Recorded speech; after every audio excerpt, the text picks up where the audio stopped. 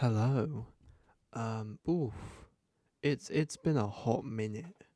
It has been probably 2 months, less than that, but still quite a lot. I recorded a video at like the end of Jan, and I just haven't been bothered to edit it. So I guess I just stopped doing this.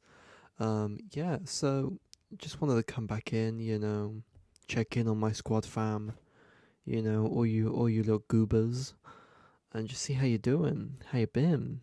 I just saw Reminders of Him, the new Colleen Hoover adaptation, based on the 2022 novel of the same name, produced by herself. She co-wrote the screenplay with Lauren Levin, and the film is directed by Vanessa Caswill. For me, Reminders of Him is the second best of the Colleen Hoover adaptations. I have seen all three. Number one's Regretting You, great cast, interesting story. Yeah, and then secondly is Reminders of Him, this new one we're talking about today. Third, It Ends With Us, the domestic abuse one with Blake Lively and Justin Baldoni. Ooh, those people are weird.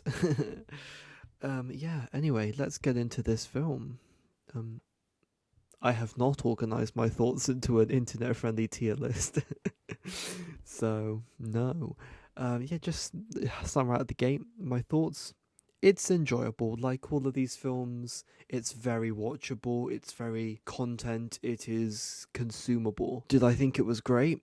No, it's by no means a great movie. It is lackluster, cliched, hackneyed. That joke is funny because hackneyed and cliche are the same thing. What did I like about the film? It's very well cast. I like every cast member in the film, especially I think Micah Monroe in the lead. I think she plays it very well. She's given a lot to chew on, and I think she definitely takes the opportunity to make the most of this role. I think she's definitely the actor that had the most to work with, and you can tell in her performance that she's really, giving it her all. Um, I liked the story, I think, for the most part. It's interesting, it touches upon something you don't often see, or is often not done as well. Yeah, it is also a romantic drama, a genre which has been basically dead. Since the streaming boom. I so haven't really gotten many since like 2018. It's kind of been that along with the flat comedy and the romantic comedy are sort of dead genres. That's why I like the legal thriller as well. Those are a lot of like mid-tier, mid-budget genres which are sort of being missing in action during the streaming bubble, which is a shame because they're some of my favourite genres. So yeah, let's get into a few of my grievances, discrepancies, thoughts on what I think would have made the film better, what I didn't like about it, etc. So starting off, something that really played with me, especially towards the end, is the fact that Bradley Whitford and Lauren Graham's characters are very one-noted. For me, I think they are very one-note in the fact that they have one agenda. It's like, we don't like her, this is, we are looking after his child, our son's child. She cannot be in his life. And from an emotional perspective, you get it, but it's also seeing that again and again and again and again from a character. It's one note. Play a different tune. Come on. Now, I will say Lauren Graham's character is given more to work with Bradley Whitford. She has a fantastic scene. I say fantastic, but it's her best scene. It's sort of like, this is her moment kind of scene. It's the only time she's given decent material. And it's a scene just after, spoilers, okay? If you haven't seen the film or you care to know what happens, don't watch this. Like all my videos, I'm pretty spoilerful. So basically, it's a scene where Kenna has just met her daughter for the first time, and then she comes back inside, and Lauren Graham's like, no, I don't need any help in there. I'm sorry. Go out and spend time with your daughter. And he's like, oh, she gets it now. Finally, the walls are coming down. This is a character in deep change. Which is great. Great scene for her. Really gives her a lot to work with. And it works. Very effective for the audience. Honestly, could have ended the movie there. There's a couple points in the ending where like could have cut the film there, and then they keep going on another scene, another scene, and another scene, and then it's the end, and it's like could have got the film a couple minutes early, but that's minor grievance. Bradley Whitford's character, they tried to do the same thing with him as well and give him like a good end scene. Didn't hit for me the same way as he's talking to Ledger, which is not it's not a great name, but it is memorable. Um, it's Bradley Whitford and him sit outside, and they have that bit where they say the catchphrase about the pigeon. I didn't really get it. Are pigeons not in that area?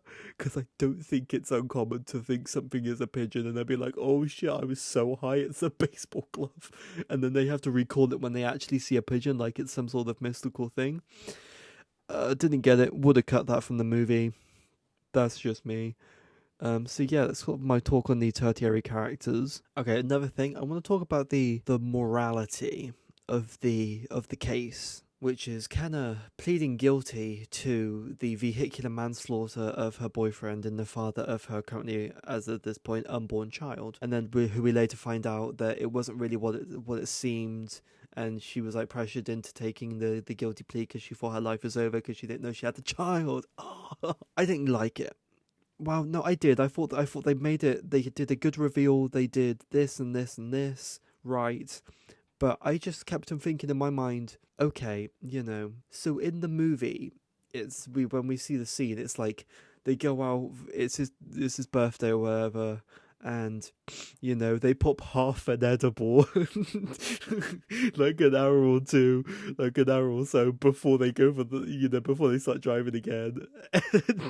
And then they like hit a bump in the road which crashes the car, and he's like alive but she doesn't know that, and she walks off. She tries to find help, and then the next scene is like her waking up to the police, and they're like, "What the fuck did you do? Why'd you walk away when you killed him? Were you junkie?" It's like, oh god, like they took half an edible. Like, come on. That is not in any way believable. And it made me think, okay, what would be different about this film if, let's say, she was a crack addict or like a heroin addict, or she was someone who, had been taking, I say real drugs, well, there's not like half a fucking marijuana, How would that change the perception for the audience? What if it wasn't just her? What if he was also a drug addict or using harder drugs? How would that have changed the family dynamics? I think that's just really interesting to look and see, is why have we presented this almost rosy picture of a potential crime that is the central idea for this? Because it seems to me it's just not really that realistic. And I get it, dream world, realistic, movies, yada yada yada, whatever. I'm all for that. But this movie just irked me in that particular way, and it made me think there's a whole different film here which is darker but also more real. It's like, what if this wasn't, based on a popular lit pop, whatever, not derogatory, romance book? What if another director tackled it and that became like a gritty film about a mother who got out of prison looking for her daughter? You know what I mean? And she was like a hard drug addict, but then she got clean.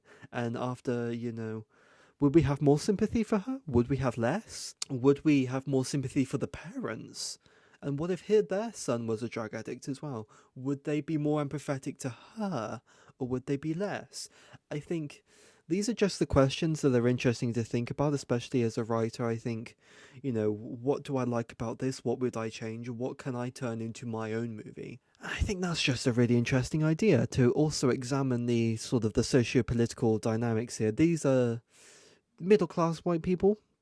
Well, than the NFL player, but he's also middle class, even wealthy. He's built his own home on some fucking beautiful cliff top. He's not white, but he's definitely wealthy, so what if they were poorer people? What if they more of the disenfranchised? How would this film play out? I say wealthy. She's actually not middle class. She comes out of prison. She's super poor. That's like a plot point. But you get what I'm saying. I hope you do. That's just sort of my point on that. That's just an interesting thought. I had about the movie. Some of the humor comes off quite well. It is an endearing film. I think you grow to love almost all the characters except the parents. I thought they were absolute fucking lead weights. Shame, because I love Bradley Whitford and Lauren Graham, but their characters just pissed me off. Let's talk about Ledger, the ex-NFL Broncos player who now lives across the street and is obsessed with his dead friend's daughter. I don't know, man. I didn't really like him. I didn't buy it. I didn't buy his character, his relationship to the family. Like, there was no... I was waiting for almost like a scene where he admitted, like, yeah, I was a shitty friend. Yeah, I didn't turn up for him at the moment. I was waiting for a moment where maybe he blamed himself, because if he had turned up for that meal, maybe they wouldn't have left. I mean, not that he should blame himself, but that's definitely a dramatic node that you can touch on. Because I was waiting for that. I was waiting for, when he hears that, when he hears her story about the day he died, maybe he starts to reckon within himself, what could I have done better? Could I have been a better friend? And I know that's examined through his relationship with the daughter, the horrible name, like Carpe Diem. Took me way too long to realize that wasn't the initials D and M. But yeah, I think that could have been an interesting direction they took that character, which they didn't. Personally, for me as well, with him and with Kenna, I could have done without the romance. One, it's introduced too late, and two, I feel like it was largely unnecessary. I feel like the film could have been just as strong or even stronger if they didn't take it in a romantic direction between those two. If you incorporate my idea of his internal struggle about being a bad friend, that drives the whole half second act, third act. Yeah, this is a very loose, very formless discussion. Interesting ideas. Did I hate the romance element? No. It was fairly fine. I guess they are believable as a couple, but also just kind of like they never met each other before like like a couple of weeks. What is the timeline this movie takes place on? Because it doesn't really make sense. I am skeptical about the timeline this movie takes place over. I'd say it probably takes place over a couple of weeks, which doesn't sound right, but yeah, okay. It just feels like a nitpick at this point now. What I said I think about the movie. Cinematography, fairly meh, pretty bland. I think that's it. I think that's all the thoughts I have on reminders of him. I feel to check back in every now and then. I may have uploaded something new. I'm working on my top 10 of 2025 video. I recorded it end of January. Still need to edit it, so I might do that tomorrow. But tomorrow isn't when I'm recording this. I don't know when this is going to be uploaded. Might be tonight, might be tomorrow. So I'll edit it the day this comes out. Ooh, double upload for you fellas. Who knows? Like I always say, it's fucking great to be here, but I'm gonna have to leave. I have never said that before in my life. Anyway, great to see you all. See you again soon. Yeah. Bye-bye.